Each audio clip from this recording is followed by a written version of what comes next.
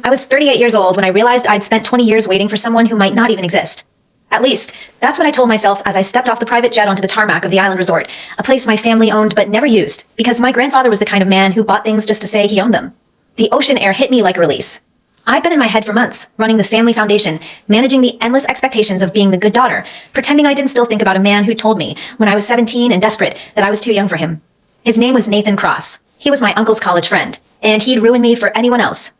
Miss Wren, the driver held the car door open. Your bags have been taken to the villa. Thank you. I slid into the back seat, already feeling the tension and my shoulders start to loosen. This trip was supposed to be about letting go, about moving on, about accepting that the fairy tale I'd been holding onto for 2 decades was just that, a fairy tale. I planned to spend the week alone, and phone calls, and family obligations. No thinking about Nathan and the way he looked at me on my uncle's birthday all those years ago, like I was a child who didn't know her own mind. But the universe had other plans. I found him on the beach the second afternoon. I'd walked out after breakfast, barefoot in a sundress that cost more than most people's rent, and I'd wandered until I found a stretch of sand far from the main resort. I was practicing my letting go mantra. He didn't choose you, move on. You're too old for this. When I heard laughter drifting from a nearby cabana. I wasn't trying to listen, but the ocean carried sounds in strange ways, and the voices were close enough that I caught fragments. Still single, Nate? I'm not single. I'm waiting. Nathan waiting? That's a first. I froze. My heart started hammering so hard I could feel it in my throat. There was only one Nathan. Only one man who'd ever made me feel both invisible and completely seen at the same time. I didn't turn around. I couldn't. If I saw him, I'd lose the fragile composure I'd been building for months. I'd fall apart, and I'd fall apart in front of the one person who'd watched me fall apart before. Instead, I started walking away, toward the water, toward anything that wasn't him. And then I heard footsteps behind me. Running away, Wren. His voice. The same voice that had haunted my dreams since I was 17. Low, amused, with that hint of condescension that made me want to punch him and kiss him in equal measure. I stopped. I counted to 3. Then I turned around. Nathan Cross was standing 5 feet away, wearing nothing but board shorts and the kind of confidence that came from knowing he was the best-looking man on any beach in the world. He was 44 now. I'd done the math more times than I cared to admit, and he looked exactly the same. Same sharp jaw, same gray eyes that saw straight through every lie I'd ever tried to tell. Same infuriating half-smile. Waiting for someone? He asked. Or running from someone? You. I crossed my arms. I'm running from you. He laughed. The sound was warm and familiar and absolutely devastating. That's not very nice. I came all this way to see you. Who said I wanted to be seen? Your uncle. He called me last month, told me you were coming here, said you needed someone to watch out for you. I blinked. My uncle called you? He didn't think you'd come if you knew I'd be here. Because I wouldn't have. He took a step closer. I took a step back. The ocean was at my heels now, cold and unrelenting. Wren. His voice softened. I know you're angry. I know You waited. The words came out harsher than I intended. You said you were waiting for me. That was 19 years ago, 19 years. You didn't call. You didn't write. You didn't even let me know you were alive, except for the flowers and the desserts you sent like I was a charity case. He didn't flinch. You think I sent those out of pity? I don't know what to think. You told me I was a child, Nathan. You told me I was too young. And then you disappeared. I didn't disappear. His jaw tightened. I was working. I was building something. And I made a promise to myself that I wouldn't come back until I was worthy of you. That's the dumbest thing I've ever heard. Probably. He smiled. But it's the truth. I should have walked away. I should have gone back to the villa. I packed my bags and left the island before he could say another word. But I was 38 years old, and I'd been in love with this man for 21 years, and I was too tired to pretend I didn't care. How did you find me? I asked. The family owns the resort. Your uncle gave me the key to your villa. I thought about waiting inside, but I figured you'd prefer the public humiliation of being ambushed on the beach. You're an ass. So I've been told. I looked at him. Really look. He was older now, lines at the corners of his eyes, a few strands of gray at his temples. He'd stopped being a boy a long time ago, and somehow, that made it worse.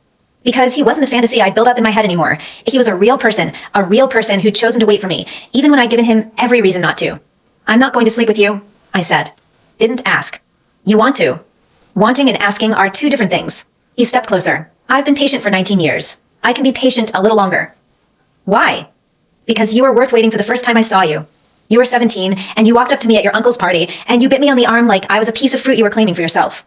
And I thought, he laughed, soft and disbelieving. I thought this girl is going to destroy me, and I was right.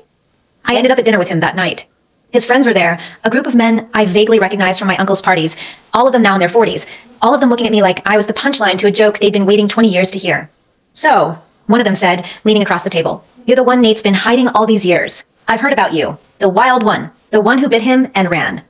I didn't run, I said. I walked. Very slowly. I wanted him to see what he was missing. Nathan laughed. His hand found my knee under the table, warm and steady. I didn't pull away. She's still wearing it, he said, rolling up a sleeve to show the faint scar on his forearm. 21 years later. I'm never going to get rid of this. You should have been more careful. I should have let you eat me alive. Would have saved a lot of time. The table erupted. His friends were hooting and hollering like teenagers. I felt my face go hot, and I hated that he still had that effect on me, that he could make me feel both exposed and safe at the same time. You're all a bunch of children, I said. Says the woman who proposed to him when she was 17. Nathan squeezed my knee. She didn't propose. She just said I was hers. There's a difference. Did she actually say that? Yes. He was looking at me now, his eyes serious. And I've been hers ever since. She just didn't know it. The next few days were a blur of sun and salt water and the slow, terrifying realization that I wasn't angry at him anymore.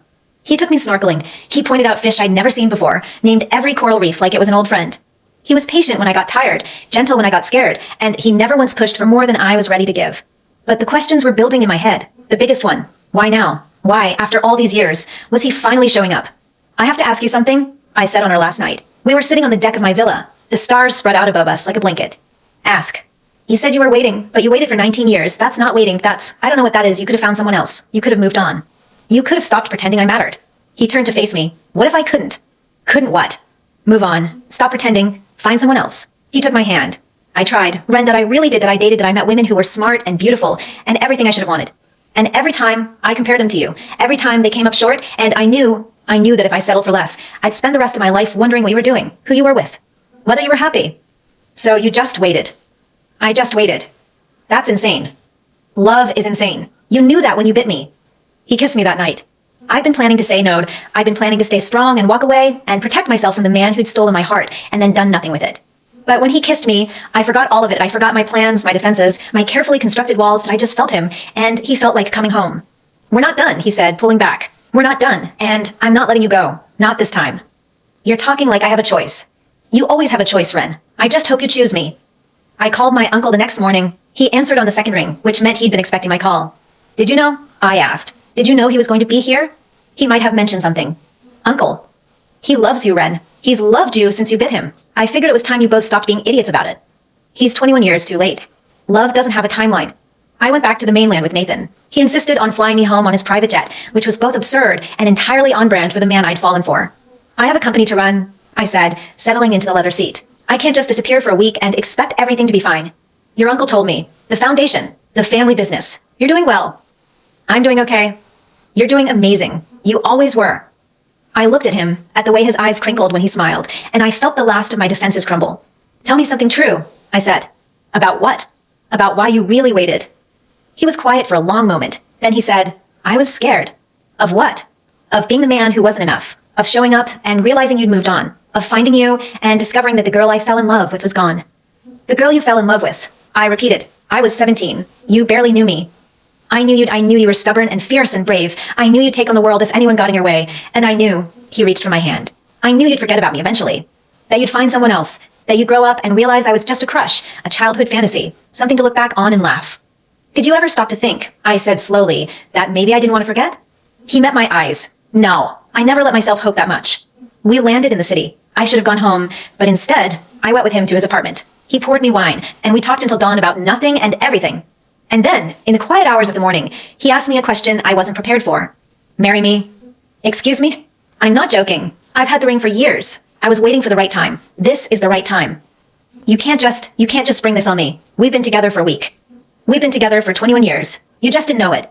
I stared at him. He was serious. Completely, terrifyingly serious. I can't, I said. Why? Because I looked away. Because my grandfather is sick. Because my family is pressuring me to marry someone else. Because if I say yes to you, I'm going to have to fight them. And I'm not sure I'm ready for that fight. He didn't push. He didn't argue. He just took my hand and said, then I'll wait. I've waited this long. I can wait a little longer. I spent the next week pretending everything was normal. Normal was visiting my grandfather at the hospital every afternoon. Normal was letting my mother pick out dress samples for an engagement I hadn't agreed to.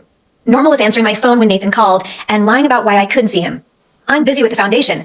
I told him for the third time in as many days. You know how it is. Family obligations.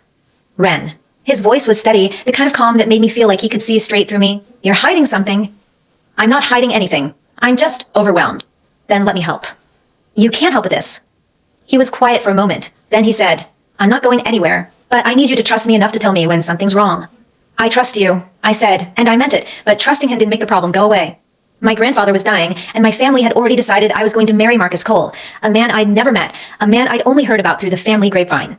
He was from one of the founding families, the kind of old money that made my family's fortune look like pocket change, and he'd agreed to the engagement without even meeting me. That was the part that hurt the most. I was being traded like a piece of real estate, and no one had asked me if I wanted to be sold. The first time I went to Cole Industries, I was determined to fix the problem myself.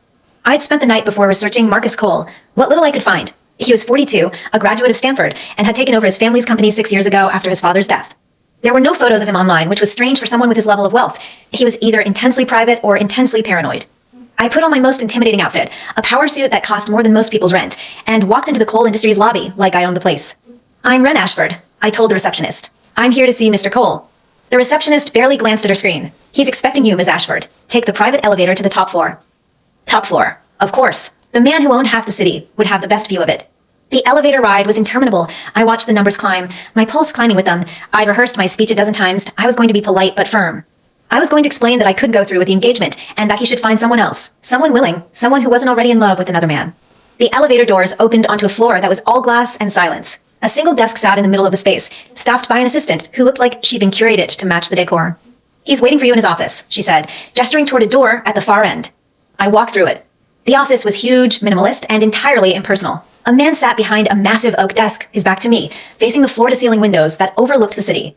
"Ms. Ashford," he said. His voice was deep, measured, familiar. "Please sit." I sat. He didn't turn around. "I'm here to discuss the engagement," I said. "I think we should be honest with each other. I'm not interested in this marriage, and I assume you're not either. There's no reason for us to go through with it." He was quiet for a moment. Then he said, "You assume I'm not interested? I assume you don't know me. You haven't tamed me. I'm not going to pretend this is about anything other than family politics." Politics. He laughed. It was a soft sound, almost amused. "You're right, of course. But that doesn't mean I'm opposed to the arrangement." I felt a flash of irritation. "Then you're not listening that I'm telling you I won't go through with it. I have someone I love, someone I've loved for a long time. And I'm not going to throw that away for a merger." "Someone you love," he repeated. "Does this person know about the engagement?" "No. And I'm not planning to tell him until I found a way out of it." "What makes you think he'd wait for you?" The question hit harder than I expected. I didn't have an answer, because I didn't know Nathan had waited for 19 years, but I'd already put him through enough. I couldn't ask him to wait while I sorted out my family's mess. "That's not your concern," I said. "It is if I'm supposed to marry you." "Then let me out of it. Tell my family you've changed your mind. Tell them you found someone else. I don't care what you say, as long as it ends." I turned to leave. "Wren." I froze. He'd called me by my first name, and his voice, there was something in it I couldn't place, something that made my skin prickle with recognition. "Don't walk away," he said. "Not yet. There's something I need to show you." The chair turned, and Nathan Cross was sitting in it. The world tilted. I grabbed the edge of the desk to steady myself. "You," I said. "You're Marcus Cole." He stood up, his expression unreadable. "Nathan Cross is my middle name. I went by Cross when I was younger, because I didn't want to trade on the Cole family name." I stared at him, that I was going to throw up, that I was going to pass out. I was going to do something dramatic and embarrassing because I'd spent a week agonizing over a marriage to a man I thought I didn't know, and he'd been the same man I'd been sleeping with. "You let me," I said. "You let me. You knew I was trying to get out of the engagement, and you didn't say anything. I wanted to see what you would do. And," he crossed the room to where I stood, "and you did exactly what I hoped you'd do. You came here to fight, to negotiate, to protect yourself and what you wanted. That's the woman I fell in love with." "Don't," I stepped back. "Don't make this romantic. You lied to me. You let me believe I was going to be forced to marry a stranger, and all along, you were just—" I pressed my hands to my face. "You made me doubt us. You made me think I was going to lose you. I would never let that happen. You let me believe it was possible." He reached for me. I flinched away. "I'm not justifying what I did," he said. "I'm explaining that my family pushed for this engagement. Your family agreed. I saw an opportunity, a way to be with you without having to fight every single person we know, but I needed to know you wanted it too, that you would fight for yourself, for us." "Fight for us," I repeated. "I've been fighting for us for 21 years. You're the one who kept disappearing." "Wren." "No." I held up my hand. "No, Nathan Dot or Marcus or whatever you want to be called. You can't play games with my life like this. You can't make me think I'm losing you and then show up and tell me it was all a test." He didn't argue. He just stood there, his jaw tight, his eyes never leaving mine. "You're right," he said finally. "I was wrong. And I'm sorry." I opened my mouth to respond, to tell him off properly, to make him understand how much this had hurt, but a sudden ping from my phone interrupted. My mother. I silenced it. "I have to go," I said. "My grandfather's condition got worse this morning. I need to be at the hospital." "I'll drive you." "No." I grabbed my bag. "I'll find my own way." I walked out of his office without looking back. The hospital was quieter than usual. My grandfather's room was at the end of the hall. Through the glass, I could see my mother sitting beside his bed, her hand in his. The machines were beeping, steady and relentless. "I heard you want to see Marcus Cole," my mother said when I walked in. Her voice was flat, almost accusing. I did. And he's not who I thought he was." She looked at me, her expression softening slightly. "Good. I've met him a few times. He seems like a decent man." Mom, I know you're not happy about this, but your grandfather doesn't have much time, Ren. He wants to see you settled. He wants to know you're taken care of before he goes. Is that so much to ask? I thought about Nathan, about the way he looked at me when I walked out of his office. About the fact that he'd been Marcus Cole this entire time, and he'd never once tried to use his family's power to make this easier on me. I'll handle it, I said, but on my terms, not anyone else's. I didn't go back to Nathan's apartment that night. I went home to my own place, a spacious penthouse that felt empty without him in it. I didn't call him. I didn't answer his messages. I needed time. His texts came anyway. Asterisk. I understand why you're angry. I would be too. Asterisk. Asterisk. But I need you to know that everything I said was real. I love you, Ren. I've loved you for 21 years. Nothing about that was a test. Asterisk. Asterisk. Please tell me you'll see me again. Asterisk. I read them 3 times. Then I typed a single response.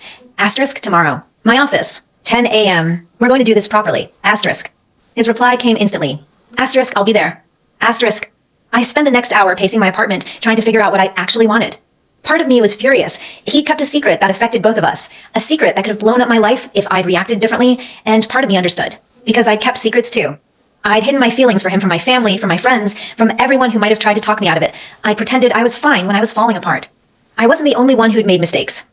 By the time the sun came up, I'd made a decision. I wasn't going to forgive him immediately, but I wasn't going to let him go either. He was waiting outside my office when I arrived at 9:50. He was wearing a suit this time, not the casual clothes I was used to seeing him in. He looked like a CEO. He looked like a man who'd walked into rooms and made other men nervous. But his eyes were anxious. Can we talk? He asked. My office. I let him in and closed the door behind us. He didn't sit. He stood in the center of the room like he was waiting for a sentence. I'm not going to make this easy for you, I said. I don't expect you to. Good, because I have conditions. Name them. I took a breath. First, no more secrets. If something happens in your life that affects me or us, I need to know about it. No more tests. No more waiting to see how I'll react. Done. Second, you're going to sit down with my family and tell them you want to marry me. Not as Marcus Cole of Cole Industries, as Nathan Cross, the man I've been in love with for 21 years. They need to know who you really are. He didn't hesitate. Done. Third, I paused. Third, I need to know that you're in this for the right reasons. Not because of politics. Not because it's convenient. Because you love me. He crossed the room in 3 steps. I've been in love with you since you bit me at your uncle's party. I've been in love with you through every fight, every separation, every moment of doubt. I don't need politics or convenience, did I need you? Then prove it. He pulled me into his arms and kissed me. It wasn't gentle. It wasn't careful. It was the kind of kiss that said everything he hadn't been able to say over the past week. When I'm done proving it, he said, pulling back, you're going to wish you'd given me a harder test. Is that a challenge? It's a promise. We told my family that night. My mother cried. My grandfather, weak but lucid, laughed so hard he almost stopped breathing. My uncle clapped Nathan on the back and said, I knew it. I always knew you'd end up with my niece. There were moments, Nathan said, when I wasn't so sure. But you didn't give up. Never.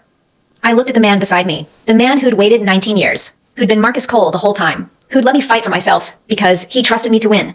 I'm not going to make this easy for you, I said to him, low enough that only he could hear. I wouldn't want it any other way. The engagement announcement hit the society pages like a bomb. Cole Industries heir to Mary Ashford Foundation heiress. The headline practically screamed from every screen in the city. I braced myself for the fallout, but I wasn't prepared for the phone calls, NY mother's friends, NY father's business partners. Distant cousins I hadn't spoken to in years, suddenly appearing like moths to a flame. Nathan handled it with the patience of a man who'd spent his whole life in the spotlight. He answered questions, smiled for photos, and never once complained about the invasion of privacy. You're too good at this, I told him one evening. We were at his apartment, our apartment now, technically, though I still kept my penthouse for appearances. You've been doing this your whole life. Comes with the name. You learn to smile when you want to scream. I looked at him, at the tension in his shoulders, the shadows under his eyes. He'd been working late every night for the past week. Something was going on. Something he wasn't telling me. What's happening? I asked. And don't say nothing. I know you too well for that. He hesitated. Then he said, I've been doing some research. Medical research. It's not something I've talked about much. Research on what? Cancer treatment. Specifically, a new protocol I've been funding privately. A friend of mine, one of the doctors at the hospital, he's been working on it for years. We're close to a breakthrough. That's amazing. I sat down beside him. Why didn't you tell me? Because it comes with complications. He rubbed his forehead. There's a patient involved, a young girl. She's the daughter of someone I used to work with. She's been in and out of treatment for years. And he paused. I've been spending a lot of time at the hospital, with her family. I felt a flicker of something cold in my chest. What kind of time? The kind that makes it look like I'm hiding something. He met my eyes. I know how this sounds and I know what you're thinking, but I swear to you, Ren, there's nothing inappropriate happening. She's 9 years old. She's dying, and I'm trying to save her. 9 years old. The cold feeling melted into shame. I'm sorry. I didn't mean to. You didn't do anything wrong. I should have told you sooner. I just didn't want to bring it up until I knew I could help. I found out about the girl the next day. Her name was Lily. She was 8 years old, with big brown eyes and a smile that made you forget she was dying. Her mother was a single parent who worked 2 jobs to cover medical bills. Her father had been Nathan's college roommate, a man I'd never met because he died in a car accident 3 years ago. Lily's been my priority for the past 6 months, Nathan said, as we stood outside her hospital room. I didn't want to make it public. I didn't want the media to turn her into a story. She doesn't know who you are? She knows I'm someone who wants to help. That's enough. I watched him through the glass, holding Lily's hand, telling her jokes I couldn't hear. He was gentle with her in a way I'd never seen him be gentle with anyone else. He was trying to save her life. And I was jealous of a dying child. The realization hit me like a wave. I'd spent 21 years wanting to be the center of his world, and he'd given me exactly that. But there were other people who needed him too. Other people he could help. And I was supposed to be the woman who understood that, not the woman who resented it. I left the hospital without saying goodbye. He called me that night. I let it go to voicemail. Asterisk, Ren, I know you're upset. I know I should have told you earlier. But please don't shut me out. We're getting married. We're supposed to share these things. Asterisk. I listened to the message 3 times. Then I called him back. You're right, I said. I'm sorry. I was being stupid. You weren't being stupid. You were being human. Still, I should have. Ren. His voice was soft. Come home. We'll talk. I'll tell you everything you want to know. His apartment smelled like takeout when I arrived. He'd order my favorite, Thai food, extra spicy, and set it out on the coffee table like a peace offering. I've been going to the hospital twice a week, he said, handing me a plate. Sometimes more. Lily's been in and out of remission for a year. The new protocol has a 70% success rate, but we need more funding that I've been working with her mother to set up a foundation. Her mother, I repeated, the one you used to work with. Her name is Diana. She's a nurse at the same hospital. Her husband was my roommate in college. We lost touch after graduation, but when he died, I reached out. I wanted to help. You could have told me any of this. I know, he set down his plate, and I should have. But I was afraid that if you knew how involved I was, you'd think. I'd think what? That I was still hung up on her. He laughed, soft and self-deprecating. Diana and I dated briefly, years ago. Before I met you, it was nothing serious. But I didn't want you to hear about it from someone else. You dated her. Briefly. And now I'm trying to save her daughter's life. Because I can. Because I have the resources. And because her husband was one of the best men I've ever known. He reached for my hand. Ren, I'm not in love with Diana. I'm not in love with anyone but you. But I am invested in Lily's survival. And if that's a problem, I need to know now. I looked at him, at the exhaustion in his eyes, the vulnerability he rarely showed anyone. He was asking me to trust him, to believe that his heart was big enough to hold multiple things at once. It's not a problem, I said. It's just, I'm not used to sharing you. He pulled me into his arms. You're not sharing me that you're getting all of me, but part of who I am is someone who tries to fix things, who tries to save people. That's not going to change just because we're married. I know. I pressed my face to his chest. I don't want you to change. I just want you to tell me. That's all. Just tell me. I will. I promise. The next few weeks were a blur of hospital visits and foundation meetings. I went with Nathan to Lily's room, held her hand while she slept, and talked to Diana about the funding. She was a sharp woman, tough and practical, and she didn't look at me like I was competition. She looked at me like I was an ally. Thank you, she said one afternoon as we watched Nathan read Lily a story through the glass, for letting him help, for not getting in the way. I would never get in the way of this. She smiled. You'd be surprised what some people would do, but I can see it in the way you look at him. You're not like that. I love him, I said. That's all. The wedding planning started in earnest. MY mother, who'd been skeptical of Nathan at first, had transformed into a whirlwind of floral arrangements and seating charts. She'd taken over the planning with the same ruthless efficiency she applied to everything else. You need a dress, she announced one morning, barging into my apartment with a stack of magazines. And a venue. And a guest list. And... Mom, breathe. Don't tell me to breathe. I'm breathing for both of us. Your grandfather isn't going to last forever, Ren. We need to move quickly. I looked at her, at the worry lines around her eyes, the tension in her shoulders. She was scared. She was scared of losing her father, and she was channeling that fear into planning the perfect wedding. I'll find a dress, I said. I'll do the venue. I'll take care of it. Promise. Promise. The dress fitting was a disaster. I'd gone to a boutique I'd heard good things about, hoping to find something simple and elegant. Instead, I'd found myself surrounded by consultants who kept bringing out dresses that looked like they belonged on a doll. This one, the consultant held up something covered in lace and pearls. Too much. This one, too little. She sighed. Ms. Ashford, we have over 100 dresses in our collection. Surely one of them will work. I was about to say something sharp when my phone buzzed. Nathan. Asterisk, how's the dress hunt going? Asterisk. Asterisk, terrible. Everything looks like I'm going to prom. Asterisk. Asterisk, I have an idea. Give me an hour. Asterisk. An hour later, a car arrived at the boutique. The driver handed me an envelope with Nathan's handwriting on it. Asterisk, try these. Asterisk. Inside was a photo of a dress I didn't recognize. Simple white silk, clean lines, elegant without being ostentatious. There was a note attached. Asterisk, this was my mother's. Did I think it would fit you? If you want to wear it. Asterisk. I called him immediately. You have your mother's wedding dress? She passed away when I was young. I kept it. I always thought, he paused. I always hoped I'd meet someone who would want to wear it. I felt tears prick my eyes. I want to wear it. I'll have it sent to you tomorrow. The dress arrived the next day. It was perfect. Simple silk that fell like water. A neckline that was elegant without being revealing. A train that swept behind me like a whisper. I tried it on in my apartment, alone, and cried in the mirror. Not because I was sad, because I was so happy it hurt. I'm going to marry him, I said to my reflection. I'm actually going to marry him. Nathan's mother had been an artist. I found that out when I visited his childhood home with him, a sprawling estate that felt more like a museum than a house. She painted all of these, he said, gesturing to the walls. Everything you see. She was incredibly talented. She was. I paused in front of a portrait of a young woman with Nathan's eyes. She must have been so proud of you. She died when I was 12. I don't, he stopped. I don't remember her voice anymore. Just her face. Just her paintings. I took his hand. She would have been proud of the man you are. He looked at me, his eyes wet. I love you, Ren. I don't say it enough, but I do. Say it again. I love you. Again. I love you. One more time. He laughed, pulling me into his arms. I love you, and I'm going to spend the rest of my life proving it. The accident happened 3 weeks before the wedding. I was at the hospital visiting Lily when Nathan's assistant called. There'd been a car accident. Nathan was on his way to the research facility when a driver ran a red light. He was alive. That was the only thing she knew.